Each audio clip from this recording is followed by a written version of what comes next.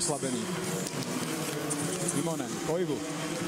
Ešte záverečné minúty druhej tretiny by Fíni radi využili na vyrovnávajúci gól. Imonen to spravil!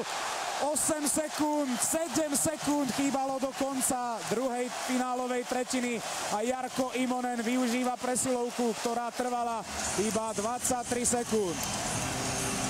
Fínov fantasticky držia presilovky. To je proste niečo tak veľmi dôležité a treba povedať, že nie je to v žiadnom prípade náhoda. Tie presilovky majú tak fantasticky zvládnuté, rozmanité možnosti svojím pohybom dávajú príležitosť riešiť tie situácie tak, že ten braniaci tím len veľmi ťažko môže čítať, že čo sa ide udiať.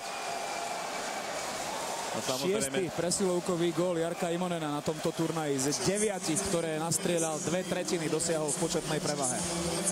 A zase sa potvrdilo, Fás nechytí